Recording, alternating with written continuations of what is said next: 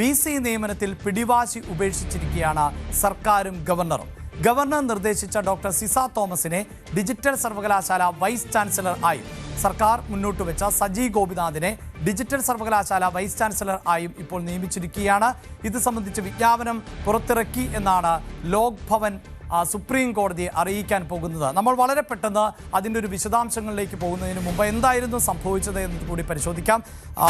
ഈ സർവകലാശാലകളിലെ VC നിയമനവുമായി ബന്ധപ്പെട്ട് സർക്കാരും ഗവർണറും രണ്ട് തട്ടിൽ ആയ ഒരു സാഹചര്യത്തിൽ സുപ്രീം കോടതി തന്നെ ഒരു സെർച്ച് കമ്മിറ്റി രൂപീകരിക്കുകയും അങ്ങനെ സെർച്ച് കമ്മിറ്റി ചില പേരുകൾ മുന്നോട്ട് വയ്ക്കുകയും ചെയ്തു. സാങ്കേതിക സർവകലാശാലയിലേക്കും ഡിജിറ്റൽ സർവകലാശാലയിലേക്കും. അതാണ് സർക്കാരിൻ്റെ നിർദ്ദേശം എന്നത് സാങ്കേതിക സർവകലാശാലയിലേക്ക് C സതീഷ് കുമാറിനെ നിയമിക്കണം എന്നുള്ളതായിരുന്നു സർക്കാരിൻ്റെ നിർദ്ദേശം. അതേസമയം ഡിജിറ്റൽ സർവകലാശാലയിലേക്ക് ഡോക്ടർ സജി ഗോപിനാഥിനെ നിയമിക്കണം എന്നതുമായിരുന്നു സർക്കാരിൻ്റെ ആവശ്യം. എന്നാൽ ഈ ആവശ്യത്തെ ഗവർണർ അംഗീകരിച്ചില്ല. അവിടെ ഗവർണറുടെ നോമിനേഷൻ എന്നത് സാങ്കേതിക സർവകലാശാലയിലേക്ക് പോകുമ്പോൾ സാങ്കേതിക സർവകലാശാലയിൽ ഡോക്ടർ സിസ തോമസിനെ നിർദ്ദേശിക്കണം എന്നതായിരുന്നു ഗവർണറുടെ ആവശ്യം. അതോടൊപ്പം ഡിജിറ്റൽ സർവകലാശാലയിലേക്ക് ഡോക്ടർ പ്രിയ ചന്ദ്രൻ എന്നതായിരുന്നു നിർദ്ദേശമായി വന്നിട്ടുള്ളത്.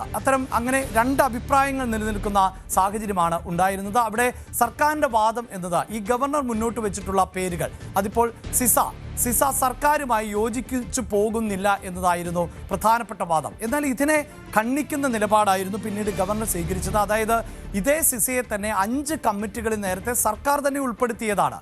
അത് തന്നെ ടെക്നോ പാർക്കിൻ്റെയും ഇൻഫോ പാർക്കിൻ്റെയും CEO തെരഞ്ഞെടുക്കുന്ന കമ്മിറ്റിയിൽ സർക്കാർ സിസ തോമസിനെ നിയോഗിച്ചിരുന്നു. സ്പേസ്, ഇൻഫോസ്, ഫോൺ എന്നിവയുടെ നേതൃനിരയിൽ അവർ പ്രവർത്തിച്ച എക്സ്പീരിയൻസ് ഉണ്ട്. ടൂറിസം വകുപ്പിന് വേണ്ടി ഡിജിറ്റൽ പ്ലാറ്റ്ഫോം തെരഞ്ഞെടുക്കുന്ന കമ്മിറ്റിയിൽ സിസ തോമസിനെ സർക്കാർ തന്നെയാണ് അംഗമാക്കിയത്. സർക്കാരിൻ്റെ IT വകുപ്പിൻ്റെ സാങ്കേതിക ഉപദേശക സമിതിയിലും നയരൂപീകരണ ഉപസമിതിയിലും സിസ തോമസ് അംഗമായിരുന്നു. നല്ല അക്കാദമിക് പശ്ചാത്തലമുള്ള മികച്ച വ്യക്തിയാണ് സിസ തോമസ് എന്ന് സർക്കാരിന് അറിയാമായിരുന്നിട്ടും എന്തിനാണ് എതിർക്കുന്നത് എന്ന ചോദ്യമായിരുന്നു ഗവർണർ ഉന്നയിച്ചത്. അതോടൊപ്പം തന്നെ സർക്കാർ മുന്നോട്ട് വെച്ച സജി ഗോപിനാഥിനെതിരെ ക്രമക്കേടുകൾ റിപ്പോർട്ട് ചെയ്യപ്പെട്ടിട്ടുണ്ട്. ഡിജിറ്റൽ സർവകലാശാലയിലേക്ക് ഇതുമായി നോമിനേറ്റ് ചെയ്യുമ്പോൾ ഈ മുഖ്യമന്ത്രി നിർദ്ദേശിച്ചിട്ടുള്ള സജി ഗോപിനാഥിനെ എന്തുകൊണ്ടാണ് ഗവർണർ എതിർക്കുന്നത്? അവിടെയാണ് സജി ഗോപിനാഥിനെ കുറിച്ചുള്ള വിശദമായ തെളിവുകളും രേഖകളും തൻ്റെ പക്കൽ ഉണ്ട് എന്നും അത് മുഖ്യമന്ത്രിക്ക് തന്നെ കൈമാറിയതാണ് എന്നുമുള്ള നിലപാട് ഗവർണർ സ്വീകരിക്കുകയും ചെയ്തിട്ടുള്ളത്. ഇവിടെയാണ് ഗവർണർ ചില വാദങ്ങൾ കൂടി ഉന്നയിക്കുന്നത്. അതായത് നേരത്തെ തന്നെ ഈ നിയമനവുമായി ബന്ധപ്പെട്ട് സുപ്രീം കോടതിയുടെ ഉത്തരവുണ്ട്. ആ സുപ്രീം കോടതിയുടെ ഉത്തരവ് ഗവർണറാണ് ഇത് തീരുമാനമെടുക്കേണ്ടത് എന്നുള്ളതാണ്. ആ ഗവർണറുടെ തീരുമാനത്തെ ചോദ്യം ചെയ്യാൻ സാധിക്കില്ല എന്ന വാദമൊക്കെ ഉന്നയിച്ചിരുന്നു. എന്തായാലും ഇപ്പോൾ ഒരു കോംപ്രമൈസിലേക്ക് എത്തിയിട്ടുണ്ട്. അങ്ങനെയാണ് KTUവിൻ്റെ VC ആയിട്ട് സിസ തോമസിനെ നിയമിക്കുന്നത്. അത് ഗവർണറുടെ നോമിനിയായിരുന്നു. അടുത്തത് ഡിജിറ്റൽ സർവകലാശാലയാണ്. അവിടെ ഗവർണർ തന്നെ പരാതി പറഞ്ഞിരുന്ന സജി ഗോപിനാഥിനെ നിയമിക്കുന്നു. സജി ഗോപിനാഥ് ആകട്ടെ സർക്കാരിൻ്റെ നോമിനിയാണ്. അങ്ങനെ ഒരു തർക്കം പരിഹരിക്കപ്പെട്ടിരിക്കുന്നു. ഏറ്റവും ഒടുവിൽ സുപ്രീം കോടതി വടിയെടുത്ത ഘട്ടത്തിൽ ആണ് ഇങ്ങനെ ഒരു തീരുമാനത്തിലേക്ക് പോയത് എന്നുള്ളതാണ് എടുത്തു പറയേണ്ടത്. ഈ വാർത്തയുടെ വിശദാംശങ്ങളുമായി ചേരുന്നത് VV അരുൺ ആണ്. അരുൺ, ദിവസങ്ങൾ നീണ്ട അല്ലെങ്കിൽ മാസങ്ങൾ നീണ്ട തർക്കം സുപ്രീം കോടതി കയറിയ പശ്ചാത്തലം, ഏറ്റവും ഒടുവിൽ ഇതാ ഇപ്പോൾ പ്രശ്നത്തിന് പരിഹാരമായിരിക്കുന്നു. 1:1 എന്ന അനുപാതത്തിൽ ഈ തർക്കം പരിഹരിക്കപ്പെടുന്ന സാഹചര്യമാണ് ഉണ്ടായിട്ടുള്ളത്. എന്താണ് ഇപ്പോഴത്തെ പശ്ചാത്തലം?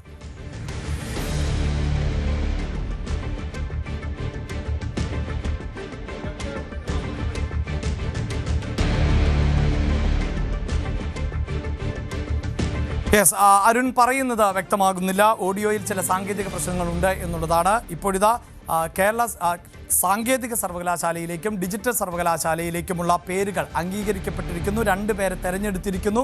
ആ 2 പേർ എന്നത് സിസ തോമസും ഒപ്പം സജി ഗോപിനാഥും ആണ്. ആ 2 പേരിലേക്ക് എങ്ങനെയാണ് എത്തപ്പെട്ടത് എന്നതാണ് നേരത്തെ തന്നെ സുപ്രീം കോടതിയുടെ പരിഗണനയിൽ ഇരുന്ന ഒരു വിഷയമാണ്. സുപ്രീം കോടതി അന്ത്യശാസനമടക്കം നൽകിയൊരു സാഹചര്യമുണ്ട്. ഇനിയും തർക്കം മുറുകുകയാണ് എങ്കിൽ കോടതി തന്നെ തീരുമാനിക്കും എന്ന അന്ത്യശാസനത്തിലേക്ക് എത്തിയൊരു പശ്ചാത്തലം ഉണ്ടായിരുന്നു. അവിടെ 2 പേർക്കും സ്വീകാര്യമായ പേരുകൾ നിർദ്ദേശിക്കാൻ പറഞ്ഞു. ഇപ്പോഴിതാ ഒരു ഫോർമുലയിലേക്ക് എത്തുന്നു. ഇഞ്ചോടിഞ്ച് എന്ന നിലയിൽ തന്നെ പറയാം. 1:1 എന്ന അനുപാതത്തിൽ ഈ തീരുമാനം പരിഹരിക്കപ്പെടുകയാണോ അരുൺ?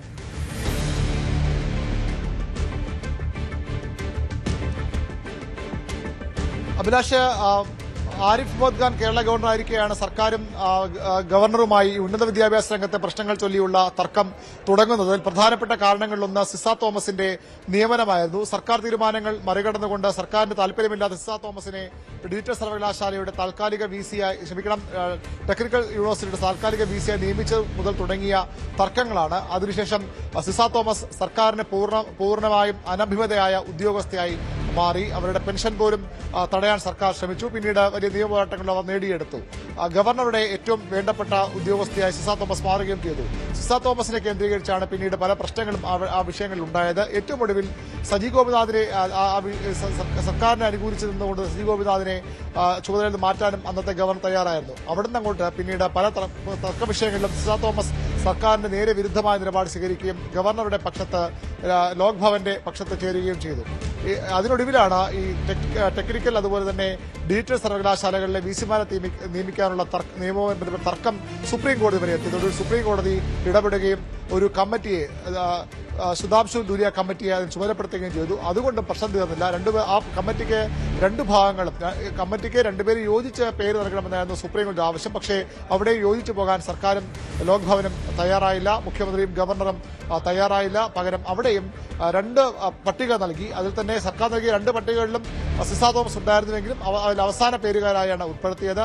അവരെ നിയമിക്കുന്ന നോട്ട് കൂടി സർക്കാർ നൽകി. ഒരു സുപ്രീം കോടതി അക്ഷാന്ത് വടിയെടുത്തു എന്ന് തന്നെ പറയേണ്ടി വരും. ഒരു അവസരം കൂടി രണ്ടുപേർക്കും നൽകി ചേർന്ന് യോജിച്ച് ഒരു പേര് നൽകാൻ രണ്ട് സാധനങ്ങൾ ഓരോ പേര് നൽകാൻ ആവശ്യപ്പെട്ടു. അത് നാളെ അതിന്റെ അവസാന ദിവസമായി അടുത്തിരിക്കുകയാണ്.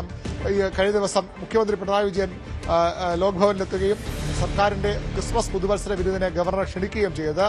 ഗവർണർ വിരുന്നിൽ പങ്കെടുത്തില്ല. പക്ഷേ അവിടെ ആ ചർച്ചയിൽ പ്രശ്നങ്ങൾ പരിഹരിക്കപ്പെട്ടു. അതിനു മുമ്പ് രണ്ട് മന്ത്രിമാർ, നിയമമന്ത്രിയും ഉന്നത വിദ്യാഭ്യാസ മന്ത്രിയുമായി കണ്ടുവെങ്കിലും മുഖ്യമന്ത്രി വരട്ടെ നിലപാടിൽ ഗവർണർ ഉറച്ചു നിൽക്കുകയായിരുന്നു.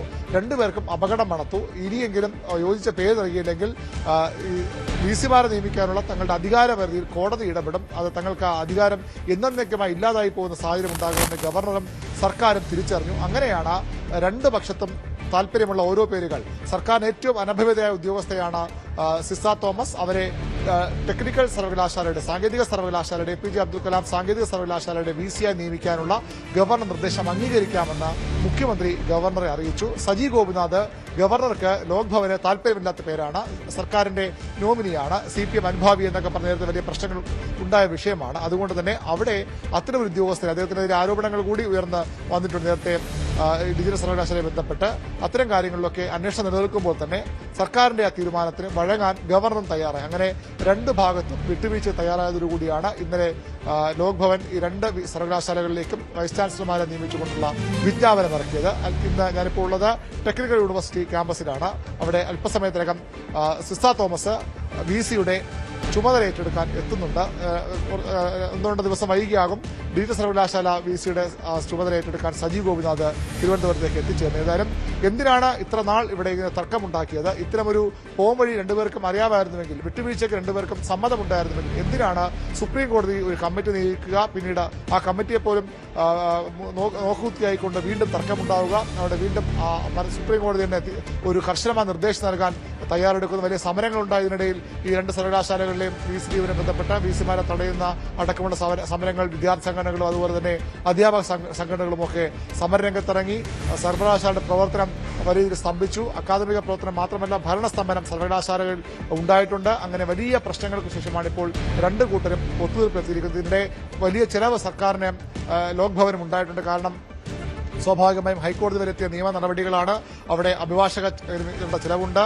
ഈ കമ്മിറ്റിയുടെ സിറ്റിംഗുമായി തന്നെ ലക്ഷങ്ങൾ, 30 ലക്ഷം രൂപ ഈ ധൂരിയ കമ്മിറ്റിയുടെ സിറ്റിംഗുമായി ബന്ധപ്പെട്ട് അവരുടെ നിയമനവുമായി ബന്ധപ്പെട്ട സർക്കാർ ചെലവ് വഹിക്കേണ്ടി വന്നിട്ടുണ്ട്. അങ്ങനെ കോടിക്കണക്കിന് രൂപയുടെ ചെലവ്, മാസങ്ങൾ നീണ്ട അധികാര തർക്കം, ഭരണസ്തംഭനം, വിദ്യാർത്ഥികളുടെ പരീക്ഷാ തീയതികൾ പലതും മാറ്റിവെക്കേണ്ടി വന്നു. അവരുടെ സർട്ടിഫിക്കറ്റുകൾ വിതരണം പലതും തടസ്സപ്പെടേണ്ടി വന്നു. അങ്ങനെ ഒരു ഭരണസ്തംഭനത്തിലേക്കും അക്കാദമികമായ വലിയ പ്രശ്നങ്ങളിലേക്കും ഒക്കെ പോയ ഒരു പ്രശ്നത്തിനാണ് ഇപ്പോൾ രണ്ട് കൂട്ടരും ഇപ്പോൾ ഇപ്പോൾ ഭായിയുമായി എന്ന് പറഞ്ഞുകൊണ്ട് തന്നെ മുഖ്യമന്ത്രിയും ഗവർണറും ഒരുമിച്ച് നിന്ന് രണ്ടുപേരുടെയും താല്പര്യമുള്ള ഓരോ സർവകലാശാലകളെ നിയമിച്ചുകൊണ്ട് പ്രശ്നപരിഹാരം ഉണ്ടാകുന്നത് സ്വാഭാവികമായും അതൊരു നല്ല പര്യവസാനമാണ്. പക്ഷേ ഇതിന്റെ പേരിലുള്ള തർക്കങ്ങൾ എന്തിനായിരുന്നു, എന്തിനു വേണ്ടിയായിരുന്നു ഇത്രയധികം നിയമ പോരാട്ടങ്ങൾ, എന്തിനായിരുന്നു ഭരണസ്തംഭനത്തിലേക്കും വിദ്യാർത്ഥികളുടെ ഭാവി പ്രതിസന്ധിയിലാക്കിക്കൊണ്ടുള്ള അധികാര തർക്കങ്ങളിലേക്കും പോയെന്ന ചോദ്യം മാത്രം ബാക്കിയാവുകയാണ്. ഏതായാലും അല്പസമയത്തിനകം സിസ തോമസ് സർക്കാരിന്റെ കണ്ണിലെ കരടായ, സർക്കാരിന് ഏറ്റവും അനഭിമതരായ ഉദ്യോഗസ്ഥരുടെ പട്ടികയിലെ ആദ്യ പേരുകളിൽ ഒരാളായി വരുന്ന ഉദ്യോഗസ്ഥ, അതേസമയം തന്നെ ഒരു കാര്യം കൂടി പറയേണ്ടതുണ്ട്, ഗവർണറുടെ ലോക് ഭവന്റെ ഏറ്റവും വേണ്ടപ്പെട്ട ഉദ്യോഗസ്ഥ ഈ ടെക്നിക്കൽ യൂണിവേഴ്സിറ്റിയുടെ വൈസ് ചാൻസലറായി അല്പസമയത്തിനകം ചുമതലയേറ്റെടുക്കും. അഭിലാഷ്. യെസ്, അതാണ് അരുൺ സൂചിപ്പിച്ച ഏറ്റവും പ്രധാനപ്പെട്ട കാര്യം. ഉന്നത വിദ്യാഭ്യാസ മേഖലയിലെ പ്രതിസന്ധിക്ക് കാരണമാക്കിയ ഒന്നായിരുന്നു വൈസ് ചാൻസലർമാരുടെ നിയമനം വൈകുന്നു എന്നുള്ളത്. അത് സുപ്രീം കോടതിയിലേക്ക് വരെ എത്തുമ്പോൾ കോടിക്കണക്കിന് രൂപയാണ് ഗവർണർക്കും അതോടൊപ്പം തന്നെ സർക്കാരിനും ഈ വാദങ്ങൾ ഉന്നയിക്കുന്നതിന് വേണ്ടി ഉണ്ടായത്. മാത്രവുമല്ല, ഈ ലുധിയ കമ്മിറ്റി അടക്കം നിയമിക്കുമ്പോൾ ഒരു സിറ്റിംഗിന് ഏതാണ്ട് 30 ലക്ഷം രൂപയാണ് ചെലവായി കണക്കാക്കപ്പെടുന്നത്. അത്രയധികം തുക ഈ രണ്ട് വിഭാഗങ്ങൾ തമ്മിലുള്ള തർക്കത്തിൻ്റെയും പിടിവാശിയുടെയും പേര് ചെലവഴിച്ച ശേഷം ഇപ്പോഴിതാ എല്ലാം പറഞ്ഞ് സെറ്റ് ചെയ്തിരിക്കുന്നു എന്ന് സുപ്രീം കോടതി അറിയിക്കാൻ പോവുകയാണ്. നാളെ ആണ് സുപ്രീം കോടതി പറഞ്ഞിട്ടുള്ള അവസാന ദിവസം.